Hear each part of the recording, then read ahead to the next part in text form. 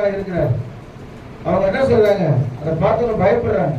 காட்சியும் கடலையும் பார்த்த உடனே பயந்து ஐயோ ஆண்டவரேன்னு சொல்லி கூப்பிடும் போது அவர் எழுந்து நின்று இறையாதே சொல்லி காற்றையும் கடலையை பார்த்து என்ன பண்றாரு, அதட்டுறாரு.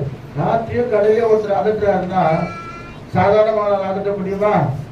உடனே அது அப்படியே கீழ்ப்படிந்து அமைதல் ஆயிட்டு பைபிள். அதிக சொல்லுவோமா? அதான் வசனம் சொல்ல அவர் சொல்ல ஆகும்.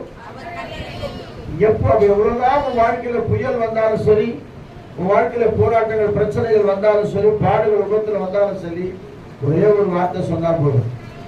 அதான் சொல்றேன், ஆண்டவரே ஒரே ஒரு வார்த்தை சொல்லும், வேலைக்காரன் செய்வான், சொஸ்தமாயிடுவான். இன்னைக்கு ஒரே ஒரு வார்த்தை சொல்லுங்க ஆண்டவரேன்னு கேளுங்க. அதிக சொல்லுவோமா?